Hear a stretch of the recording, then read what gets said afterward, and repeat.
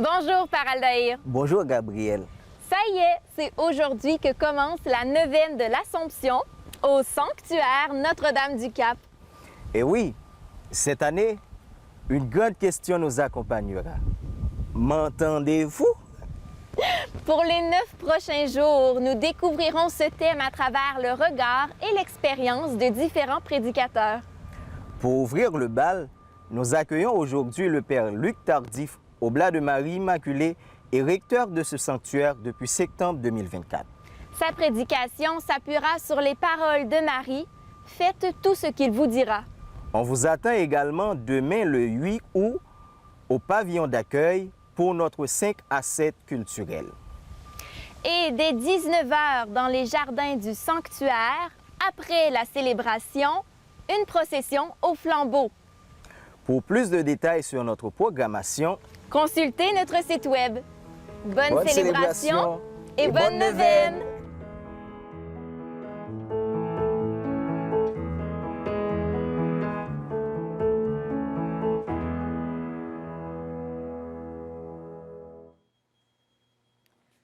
Levons-nous, ceux qui le peuvent, je vous invite à chanter « Dieu nous accueille en sa maison ».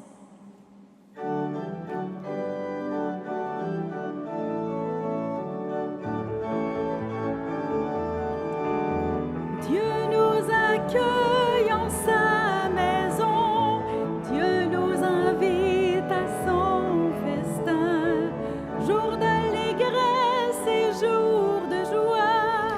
Bonjour, Père Aldaïr. bonjour, Gabriel. Ça y est, c'est aujourd'hui que commence la neuvaine de l'Assomption au sanctuaire Notre-Dame-du-Cap.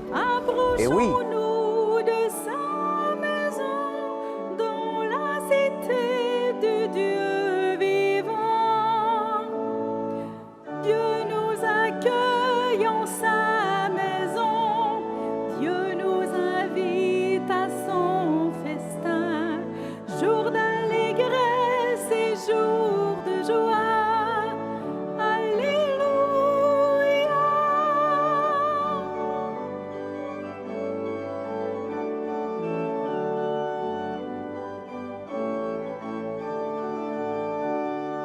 Criez de joie pour notre Dieu, chantez pour lui car il est bon, car éternel est son amour.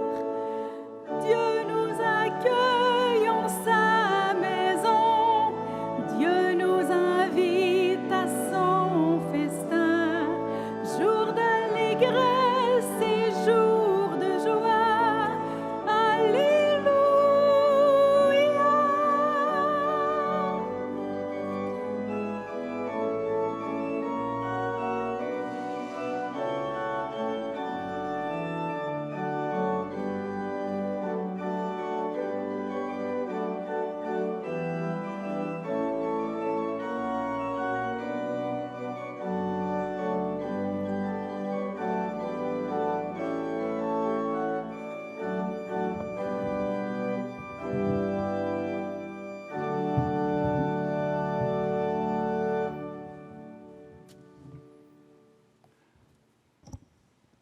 Nous sommes rassemblés au nom du Père et du Fils et du Saint-Esprit.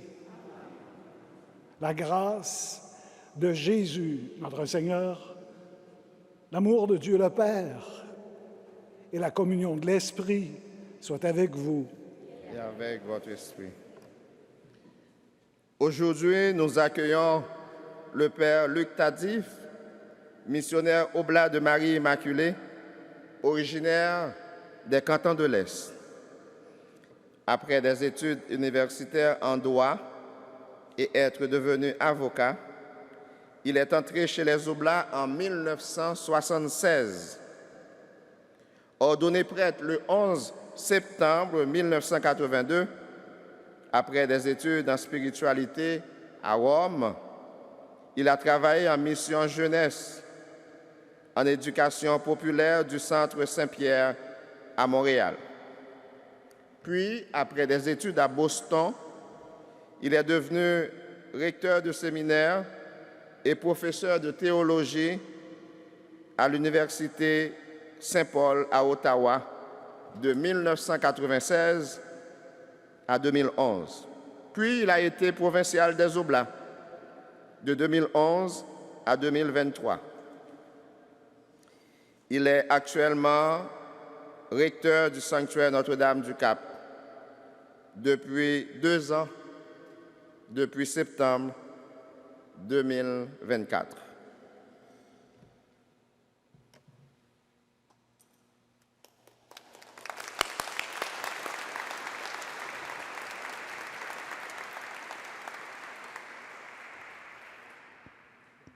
Je vous fais d'entrée de jeu une confidence. C'est ma plus belle obédience que je me rappelle.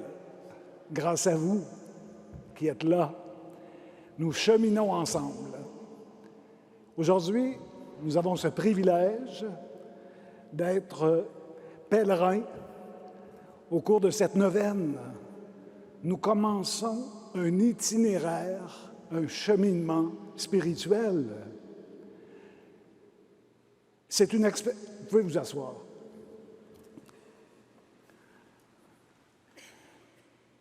Une neuvaine, c'est une expérience de foi. Parce qu'il y a ce qu'on voit, ce qu'on entend, ce qu'on cherche, puis en même temps, et c'est encore plus important, il y a ce qu'on ne voit pas. L'œuvre de l'Esprit entre nous, en nous.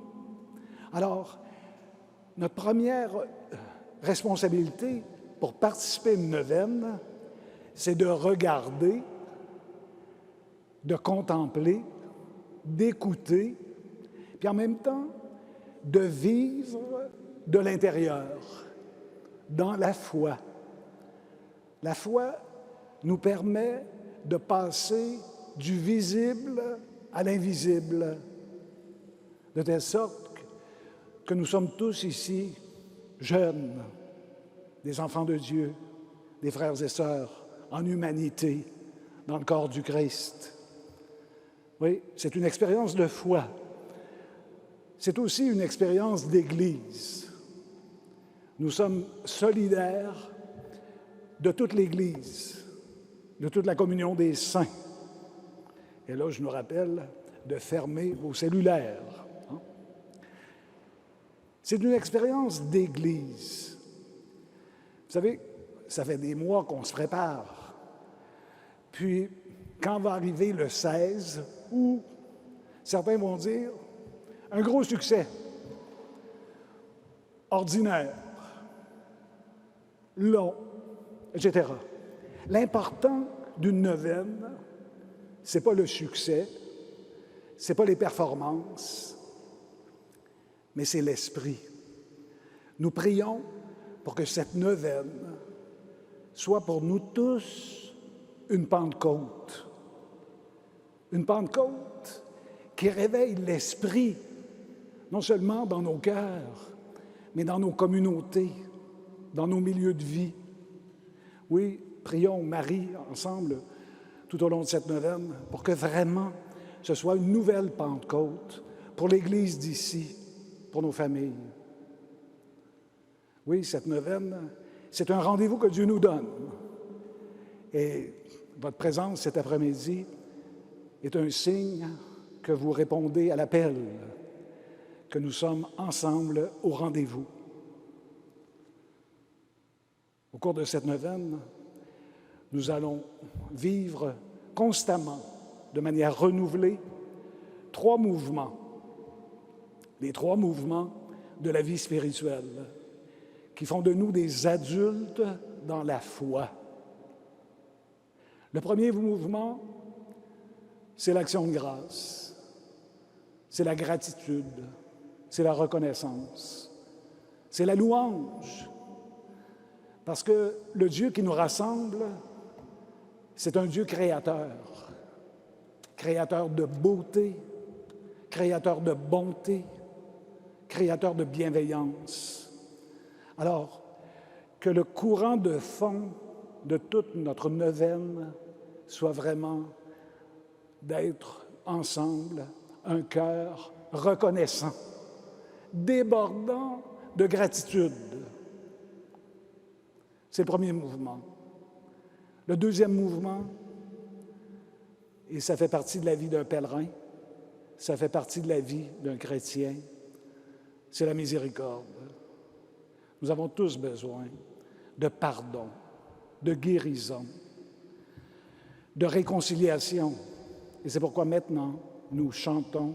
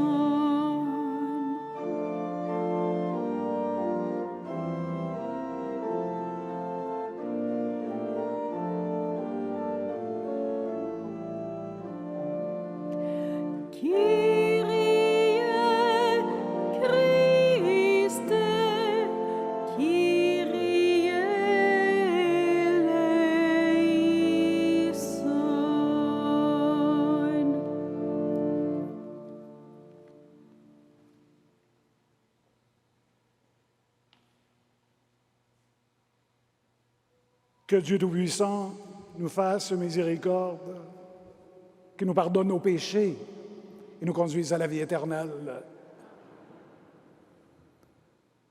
Premier mouvement, l'action de grâce. Le deuxième mouvement, c'est la miséricorde du bon Dieu. Et le troisième, c'est l'espérance. Nous sommes tournés vers l'avenir.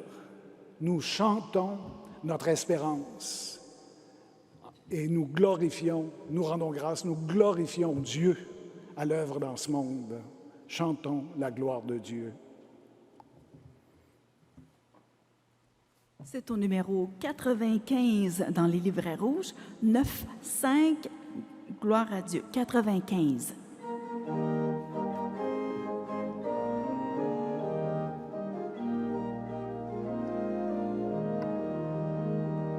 Pour le ciel et les nuages, pour la lune et le soleil, pour les myriades d'étoiles qui scintillent au firmament, pour la pluie et la lumière qui font naître un arc-en-ciel, pour les couleurs de l'aurore et pour la beauté du jour.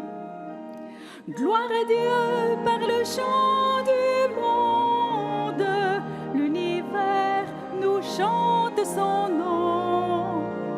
Gloire à Dieu par le cœur de l'homme, gloire à Dieu, gloire à Dieu. Pour le blé et pour la rose, pour le grain qui a germé, pour les fruits que l'on récolte par le travail de nos mains, pour la table qui rassemble, pour le sel et pour le pain, pour les choses familières, pour la chaleur du foyer.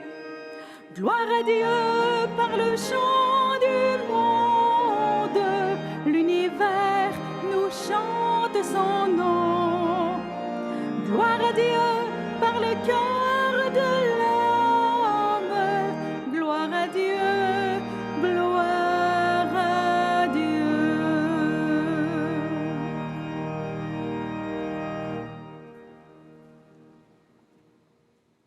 Prions le Seigneur.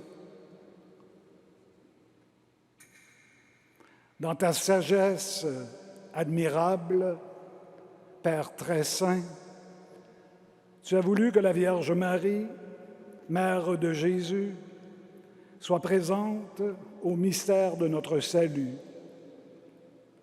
Accorde-nous de suivre fidèlement ses conseils, ses inspirations, et de faire ce que ton Fils nous a enseigné dans l'Évangile. Lui qui vit et règne avec toi dans l'unité de l'Esprit, Dieu pour les siècles des siècles.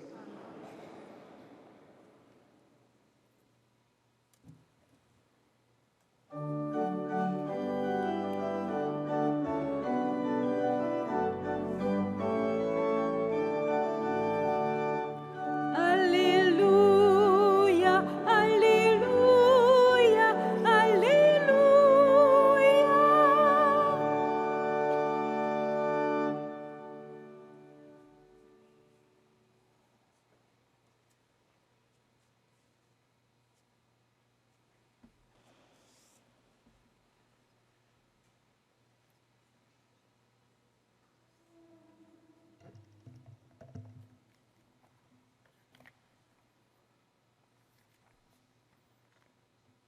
Le Seigneur soit avec vous.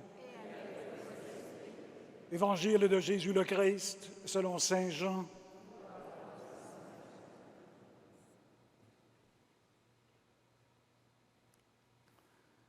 Il y avait un mariage à Cana, en Galilée. La mère de Jésus était là. Jésus aussi avait été invité au repas des noces avec ses disciples. Or, on manqua de vin. La mère de Jésus lui dit, « Ils n'ont pas de vin. » Jésus lui répond, « Femme, que me veux-tu? Mon heure n'est pas encore venue. » Sa mère dit au serviteur, « Faites tout ce qu'il vous dira. » Or, il y avait là 6 cuves de pierre pour les ablutions rituelles des Juifs. Chacune contenait environ 100 litres. Jésus dit au serviteur, « Remplissez d'eau les caves, les cuves. » Ils les remplirent jusqu'au bord. Il leur dit, « Maintenant, puisez-en et portez-en au maître du repas. » Ils lui emportèrent. Le maître du repas goûta l'eau, changée en vin. Il ne savait pas d'où venait ce vin, mais les serviteurs le savaient, eux qui avaient puisé l'eau. Alors le maître du repas interpelle le marié et lui dit, « Tout le monde sert d'abord le bon vin en premier, et lorsque les gens ont bien bu, on apporte le moins bon. Mais toi, tu as gardé le bon vin jusqu'à maintenant. » Tel fut le commencement des signes que Jésus accomplit. C'était à Cana, en Galilée. Il manifesta sa gloire, et ses disciples crurent en lui. Acclamons cette parole de Dieu.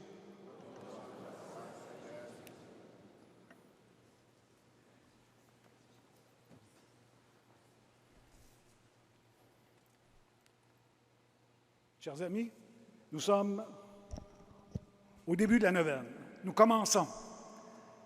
Et nous le savons d'expérience, les commencements sont toujours très importants.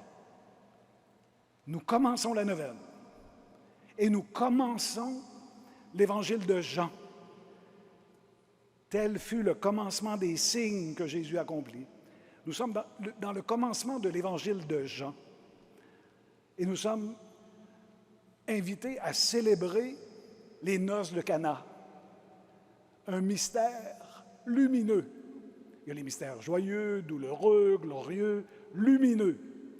C'est vraiment un mystère qui nous éclaire, qui nous instruit, qui nous rend, sinon plus intelligents, plus sages, plus confiants. C'est un beau et grand mystère de foi que les noces de Cana. Est-ce que ça fait longtemps que vous êtes allés aux noces? Il me semble qu'on ne se marie plus. C'est devenu plutôt rare, pour toutes sortes de raisons. Pour toutes sortes de raisons. Elles sont parfois religieuses, sociologiques, etc. Mais le courage, la gratuité des noces sont devenus de plus en plus une denrée rare, des rendez-vous pas fréquents. Et aujourd'hui, nous avons ce bonheur, cette joie d'être tous invités aux noces. Nous sommes tous invités à Cana. Tous invités à Cana pour participer à cette noce qui se passe. Et nous participons, nous regardons Jésus durant la noce, puisque il est sans doute l'acteur principal aux yeux de la foi, puisque, évidemment, dans un mariage, dans une noce, les acteurs de premier plan, c'est l'époux et l'épouse. Mais Jésus est là, comme un invité. La mère de Jésus était là à ses noces. Et là, l'Évangile dit, « Et Jésus aussi avait été invité avec ses disciples. » Alors Jésus est à Cana parce qu'il est invité. Il répond à l'invitation. Il était là avec ses disciples. Et c'est la même chose pour nous.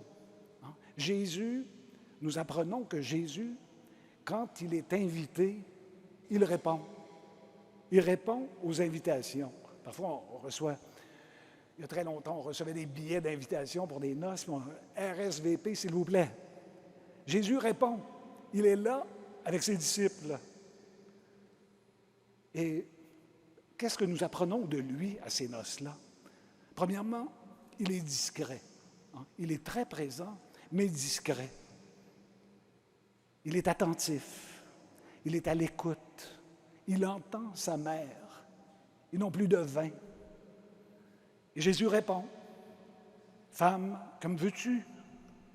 Mon heure n'est pas encore venue. » C'est donc dire que Jésus dit à sa mère, « Écoute, j'ai un projet, j'ai une visée, j'ai une mission, puis ce n'est pas le temps de commencer à manifester la gloire de Dieu. » Mais cet épisode nous permet de se rendre compte que non seulement Jésus répond quand il est invité, mais il se laisse affecter par ce qui se passe là où il va. Il se laisse affecter parce que, après avoir dit « Comme veux-tu, mon heure n'est pas encore venue », Marie, elle, comme on dit parfois, persiste et signe. C'est une vraie mère. Elle ne prend pas un non. Hein? Elle n'accepte pas un non.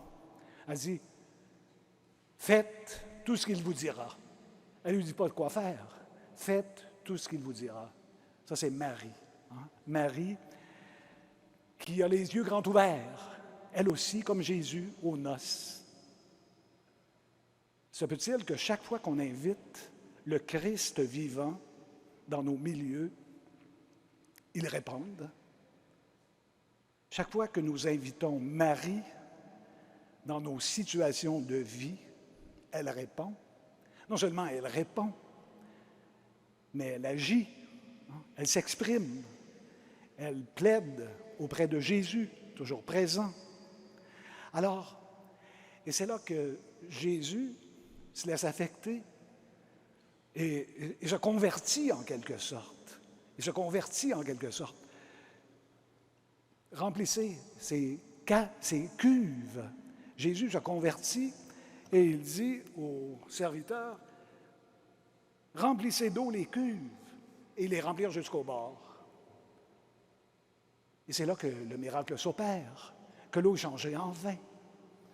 Tel fut le commencement des signes. Ça, c'est le signe, le premier signe de Jésus à Cana. Et ce signe-là, est complété en quelque sorte dans l'Évangile de Jean par la multiplication des pains. Hein? Il y a 2 grands miracles dans l'Évangile de Jean. C'est l'eau changée en vin et la multiplication des pains. Hein? Ce sont les 2 grands miracles de Jésus. Et la bonne nouvelle, c'est que Jésus, pour faire un miracle, quel qu'il soit, a besoin du monde autour, a besoin de nous. Si vous l'appelez, puis vous demandez un miracle, vous ne serez pas passif. Vous allez être invité à vous impliquer. Jésus fait des grands miracles, mais jamais seul. Jésus, le Christ ressuscité, ce n'est pas un magicien. Hein? Il fait des miracles seulement avec la collaboration du monde. Prenons un moment de silence pour prier en silence et dire à Jésus de nous visiter. Dans quelle situation, dans quelle relation, dans quel milieu voulons-nous inviter le Christ pour qu'il fasse un miracle? Prenons ce moment de silence et identifions, grâce à l'Esprit, où est-ce qu'on veut que le Christ vienne célébrer l'Alliance.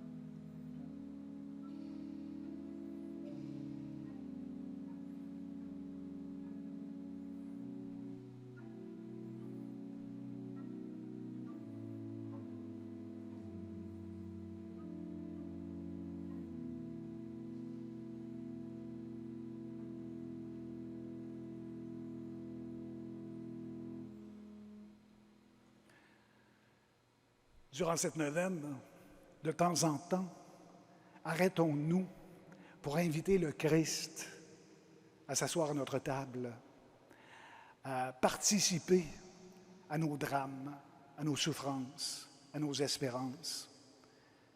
Jésus à Cana, Jésus de Nazareth, c'est le même, c'est le Christ ressuscité qui aujourd'hui, plus que jamais, répond à nos invitations. Dans l'Évangile de Jean, il y a tout le temps le niveau terrestre, humain, concret, matériel, puis il y a le niveau spirituel. C'est le second degré. Alors ici, dans ce passage, Jésus est invité aux noces, mais au fond, dans le projet de Dieu, c'est l'époux. Jésus, c'est l'époux de la nouvelle alliance. Saint Jean-Baptiste fait la même expérience. Saint Jean-Baptiste va dire,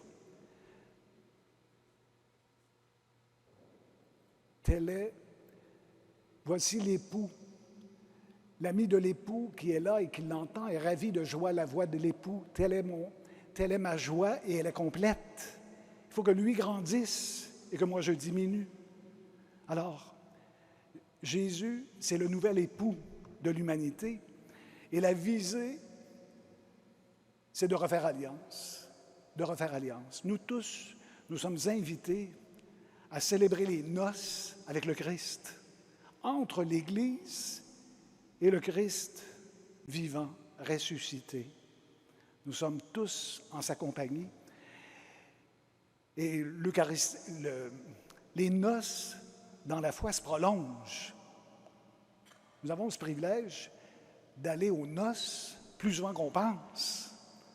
Parce qu'à chaque fois que nous célébrons l'Eucharistie, nous célébrons la nouvelle alliance, les noces éternelles.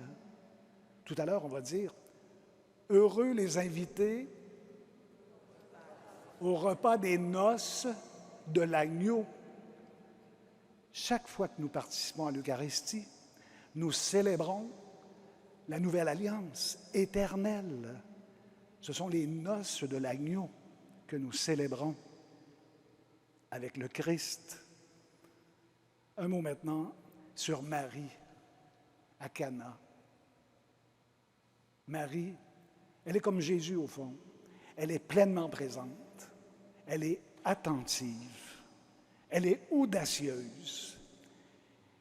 Elle est vraie. Elle est prophétique. Elle est prophétique. C'est une femme qui chante la louange de Dieu, qui intercède pour les pauvres et qui intervient pour leur santé. Je vous cite un passage.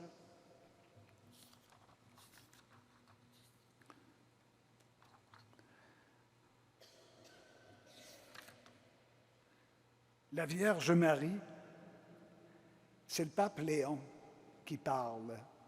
À la fin de son encyclique « Merveilleuse humanité », le pape Léon parle de Marie comme prophète, comme prophétesse. Alors il écrit « La Vierge Marie non seulement nous apprend à voir l'œuvre invisible de Dieu, mais elle dirige aussi notre regard vers les points de fracture de l'humanité, là où se produit la distorsion du monde dans le contraste entre les humbles et les puissants, entre les pauvres et les riches, entre les repus et les affamés, en nous apprenant à adopter un point de vue différent pour regarder le monde à partir du bas, avec les yeux de ceux qui souffrent et non avec le regard des grands. Marie nous apprend à regarder l'histoire avec les yeux des petits.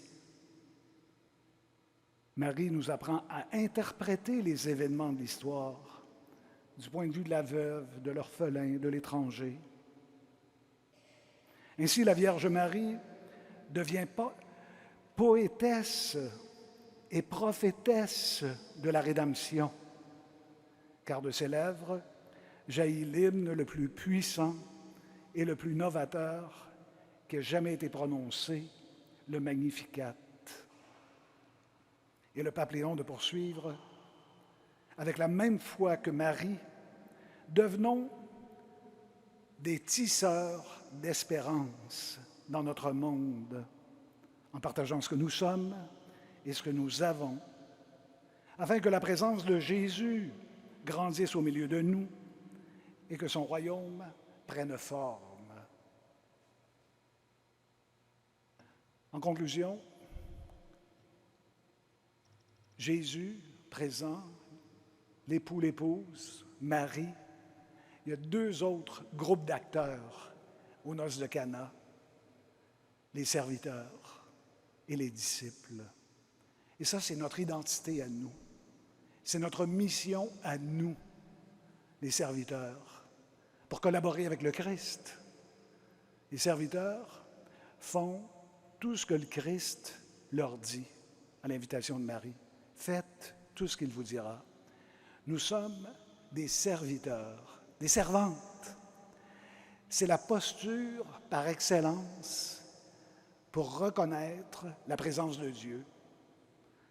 En tenue de service, la présence de Dieu devient presque évidente.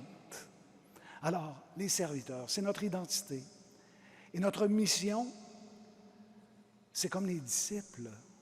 Les disciples, ils ne sont pas inactifs, ils ne sont pas oisifs, ils regardent. Hein?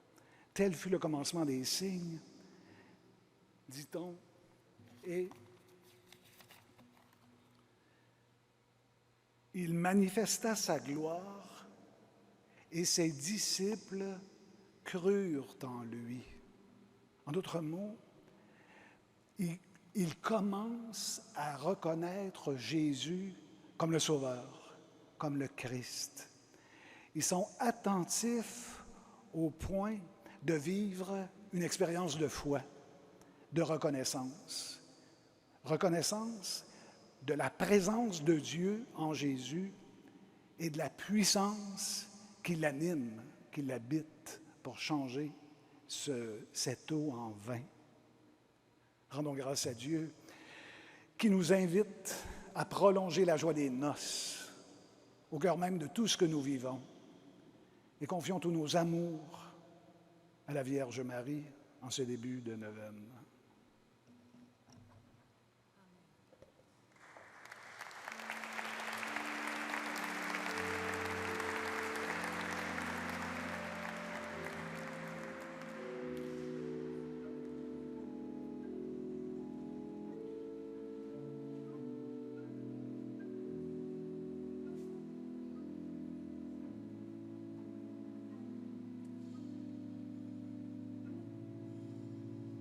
Je vous invite à chanter au numéro 223 du recueil rouge, numéro 223, « Quand je ne sais plus ». Vous pouvez rester assis pour chanter.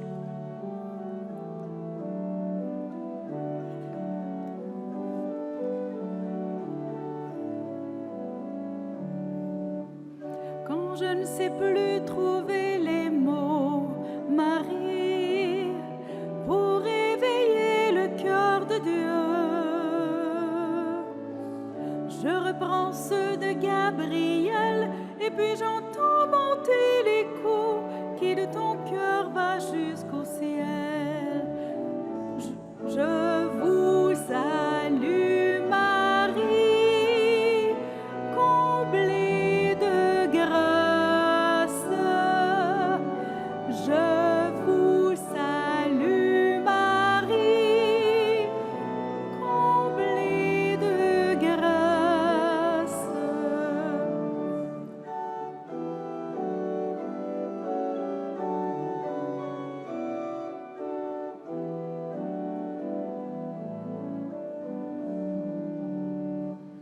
Quand je n'ai plus assez de foi, Marie, pour suivre les pas de mon Dieu, je me rappelle ton fiat et c'est comment et c'est pourquoi avant qu'il soit magnificat. Je vous salue Marie, comblée de grâce. Je vous salue Marie, comblée de grâce.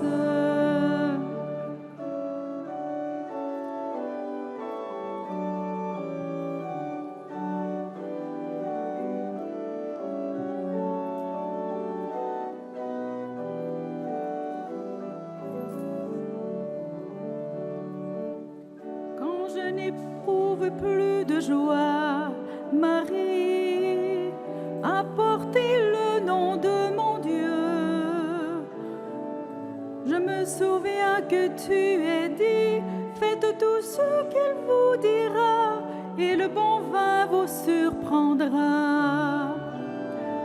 Je vous salue Marie, comblée de grâce. Je vous salue Marie, comblée de grâce.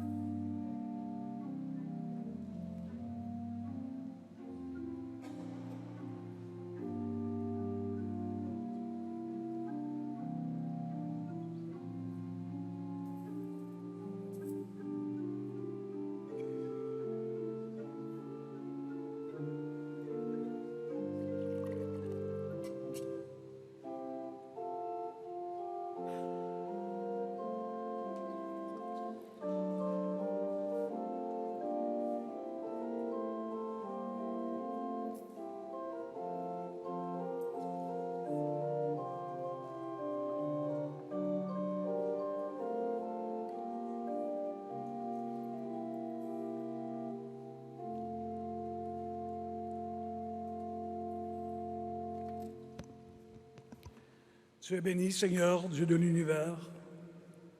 Nous avons reçu de ta bonté ce pain que nous te présentons, fruit de la terre et du travail des humains. Il deviendra pour nous le pain de la vie.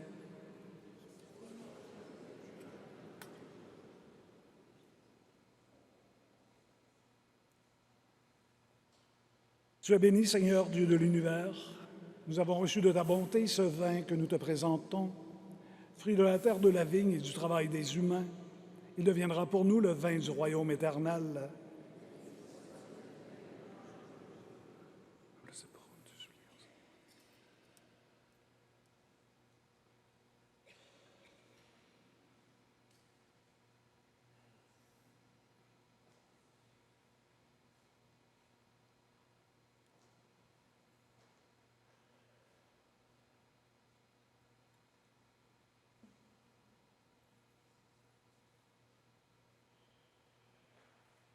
Prions ensemble au moment d'offrir le sacrifice de toute l'Église.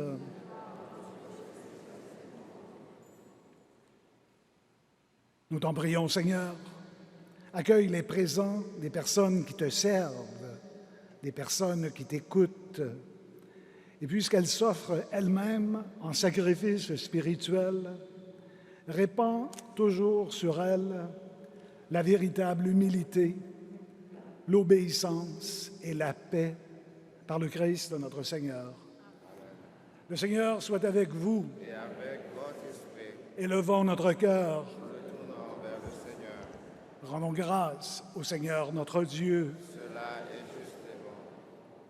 Vraiment, il est juste, il est bon de te rendre grâce, de te glorifier, Père très saint, en célébrant la bienheureuse Vierge Marie. En intervenant pour les époux de Cana, elle implore son Fils et demande au serviteur de faire ce qu'il commandera. Alors les urnes deviennent rouges de vin pour la joie des convives. Première annonce du repas des noces que le Christ tient prêt chaque jour pour l'Église.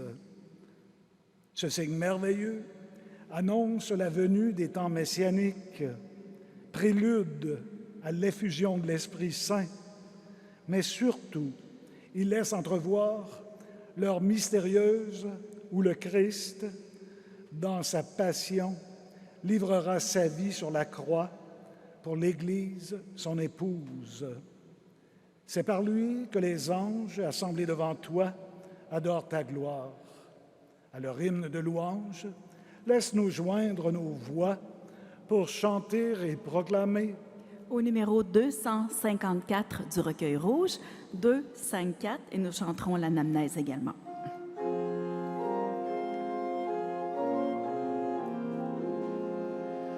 Dieu saint, Dieu fort, à toi nos chants, nos voix s'unissent à tout l'univers.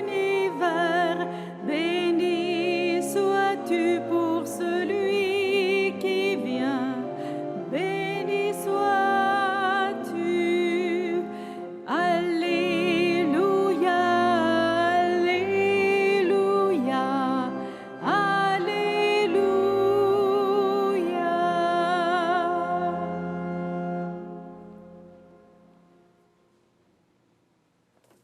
Toi qui es vraiment saint, toi qui es la source de toute sainteté, Seigneur, nous te prions, sanctifie ces offrandes en répandant sur elles ton esprit, qu'elles deviennent pour nous le corps et le sang de Jésus, le Christ, notre Seigneur. Au moment d'être livré et d'entrer librement dans sa passion, Jésus prit le pain, il rendit grâce, le rompit et le donna à ses disciples en disant « Prenez et mangez-en tous, ceci est mon corps livré pour vous. »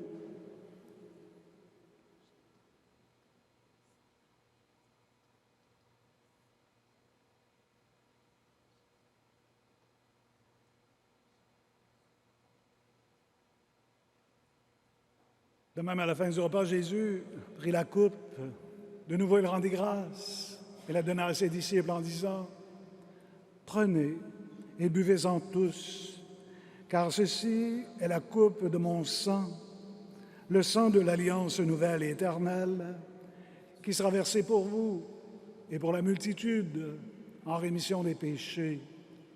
Vous ferez cela en mémoire de moi. »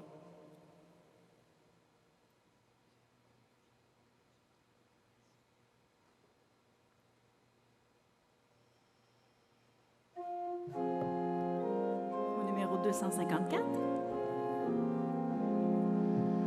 Ta mort, Seigneur, nous la proclamons.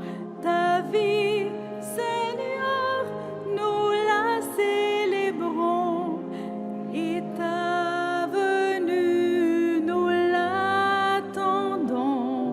Ô bien, Seigneur,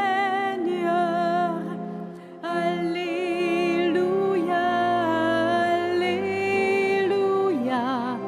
Alléluia.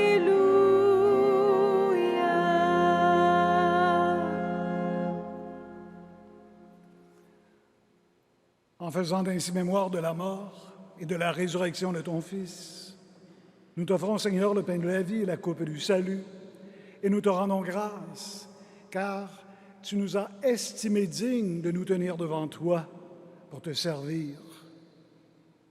Humblement, nous te demandons qu'en ayant part au corps et au sang du Christ, nous soyons rassemblés par l'Esprit Saint en un seul corps. Souviens-toi, Seigneur, de ton Église répandue à travers le monde. Fais-la grandir dans ta charité en union avec notre pape Léon XIV, notre administrateur diocésain, Claude Lapointe, tous les évêques, les prêtres et les diacres.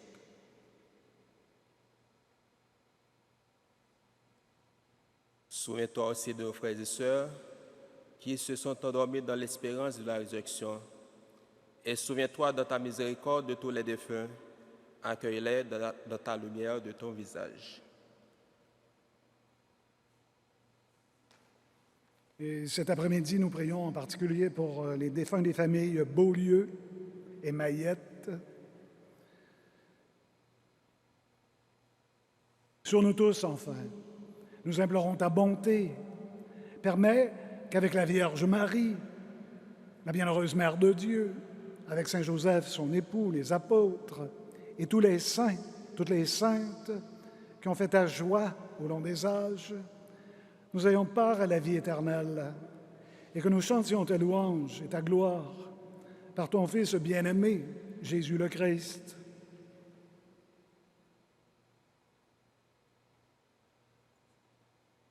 Par lui, avec lui et en lui, à toi Dieu le Père Tout-Puissant, dans l'unité du Saint-Esprit, tout honneur et toute gloire pour les siècles des siècles.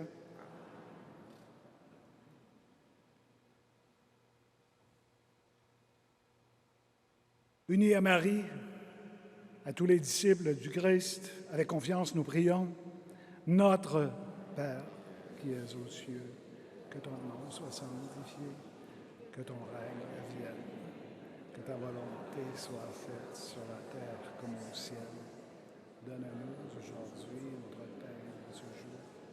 Pardonne-nous nos offenses, comme nous pardonnons aussi à ceux qui nous ont offensés. Et ne nous laisse pas entrer en tentation, mais délivre-nous du mal. Car c'est à toi qu'appartiennent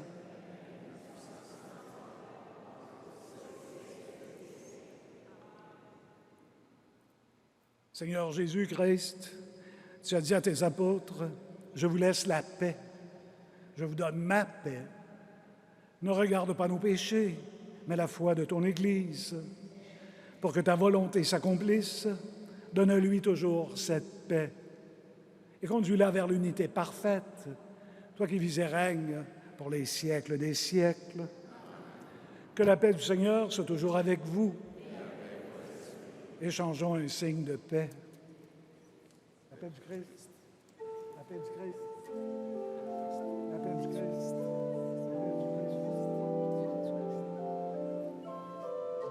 Au numéro Numéro 3 dans les recueils rouges, Agneau de Dieu.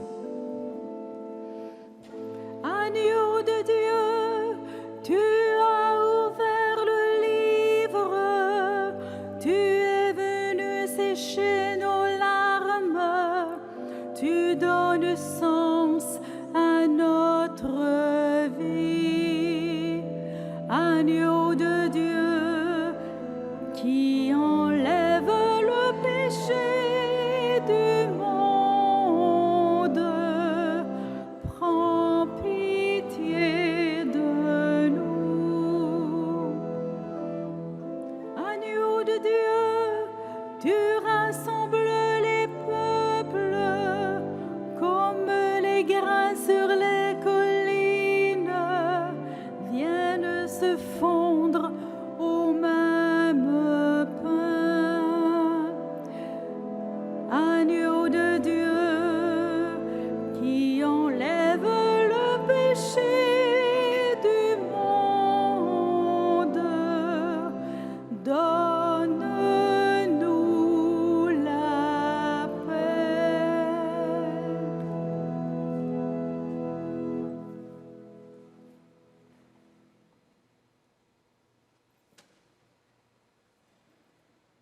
Voici l'agneau de Dieu, voici celui qui enlève les péchés du monde. Heureux les invités au repas des noces de l'agneau. Seigneur, je ne suis pas digne de te recevoir, mais dis seulement une parole, je serai guéri. Le corps et le sang du Christ pour la vie éternelle.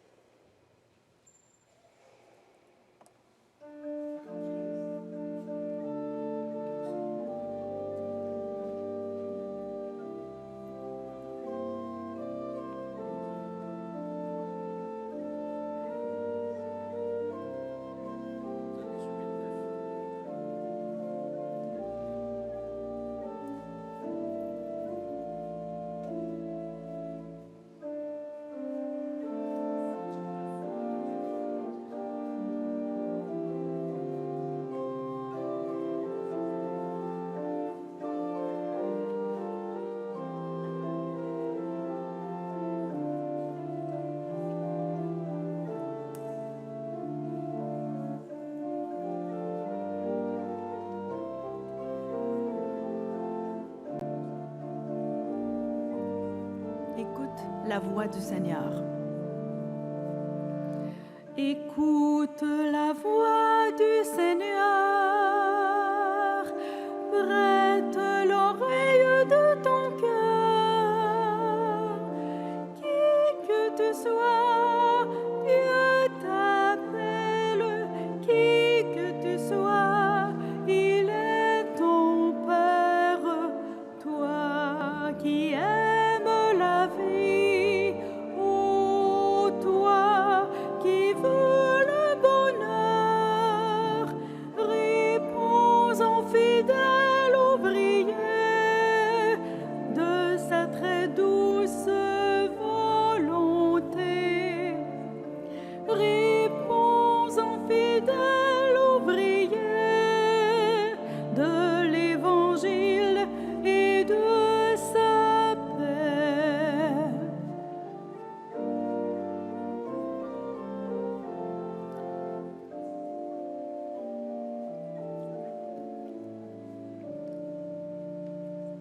Écoute la voix du Seigneur, prête l'oreille de ton cœur. Tu entendras que Dieu fait grâce, tu entendras l'esprit d'audace, toi qui aimes la vie, ô toi qui veux le bonheur, réponds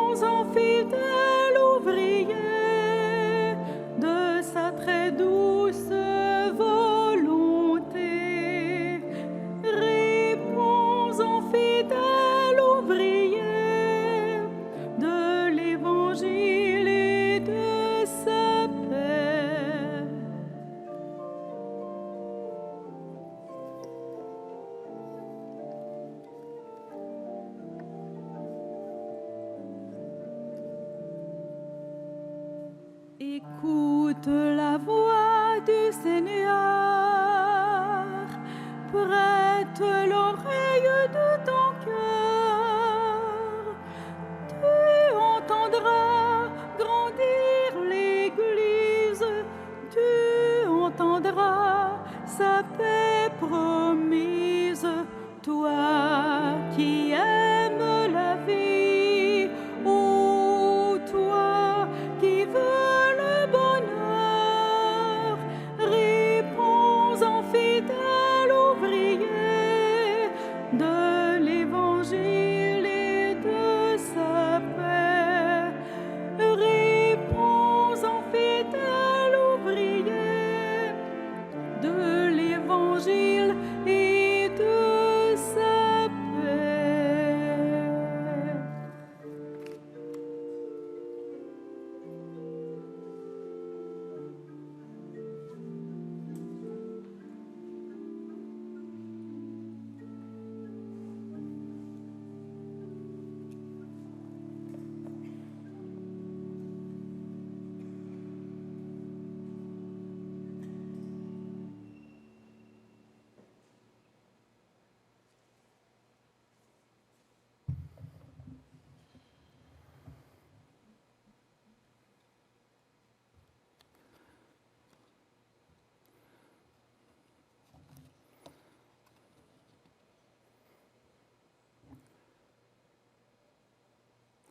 Après avoir reçu en nourriture le corps et le sang de ton Fils, nous te prions, Seigneur notre Dieu.